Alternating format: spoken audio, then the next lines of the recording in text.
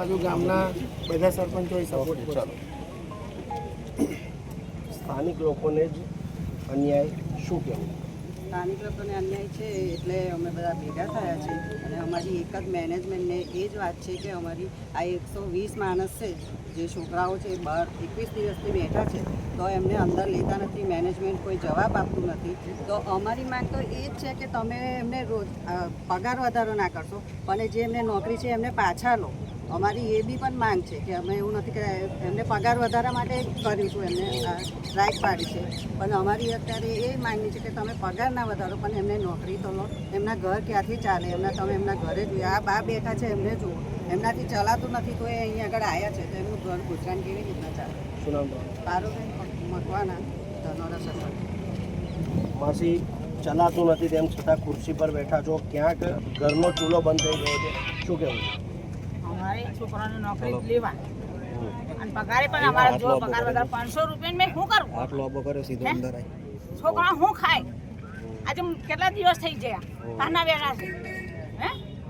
તો અમારે શું કરવું? જમીનો અમારી છે, અમારા બાપ દાદાની જમીનો છે, તો પછી કેમ ના નોકરી કરી? શું કેવું છે મેનેજમેન્ટ? મેનેજમેન્ટ તો કઈ કહેશે સોમવારે કે નોકરી લઈશું કે છોકરા ઘેરે જઈને પાછા આવ્યા અને આ તારની હડતાલી હજુ ચાલુ છે. હડતાલી શું કરવું હવે? અમારે તો નોકરી જોવે ને પગારે જોવે, વધુનો પગાર જોવે. 500 રૂપિયા મેં શું કરીએ અમે? કઈ અમારે કઈ જમીન છે? જમીન તો બધી જતી રહી તો શું કરવાનું અમારે? હે, અમારો છોકરો નોકરી લેવા જ પડશે, બસ એ વાત નહીં. અને પગારે જોવે. બધા પાછળ આવી જાવ, અહીં કોઈ મતલબ પાછળ આવતો હોય બધું પબ્લિક પાછળ જતો હોય બધાને.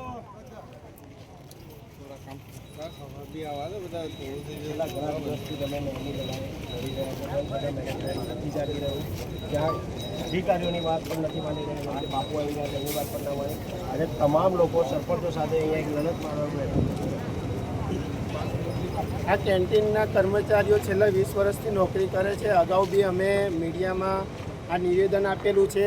અમે બધા જ કર્મચારીઓએ કલેક્ટરશ્રીને પણ આવેદન આપેલું છે કે આ 120 કર્મચારીઓને ગેરકાયદેસર રીતે ગેટ પાસ બંધ કરીને છૂટા કર્યા છે અને એમની જગ્યાએ પરપ્રાંતિ લોકોને લાવીને અંદર કામ ચલાવે છે.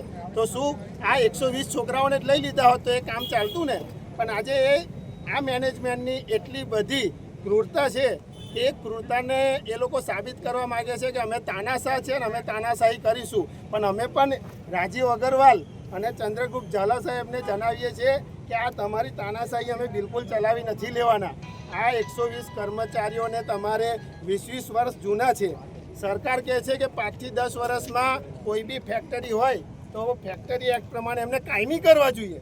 કાયમી તો નથી કરતા, પગાર વધારો જ માગ્યો છે. કાયમીની તો કોઈ માંગ જ નહીં કરી. આ છોકરાઓ ગુજરાતી લોકો અને ગુજરાતી પ્રજા એટલી સીધી સાદી છે કે પોતાનો હક બી પ્રેમથી માગે છે, પણ આ લોકો પ્રેમની ભાષા સમજતા નથી. છોકરાઓને કાયમી કરવાની તો વાત દૂરની છે. એમને માત્ર ને માત્ર પગાર વધારો માગ્યો છે. પગાર વધારો આપવાની જગ્યાએ એમને ગેરકાયદેસર રીતે ગેટ પાસ બંધ કરીને કોઈ પણ નોટિસ પીરિયડ વગર એમને ઘર ભેગા કર્યા છે, રોડ પર રઝળતા મૂકી દીધા છે. આજે 23 દિવસથી છોકરાઓ બહાર અહીંયા જ રોડ પર જ બેસે છે, આ ગેટની સામે જ બેસે છે, પણ એમના પેટનું પાણી નહીં હલતું.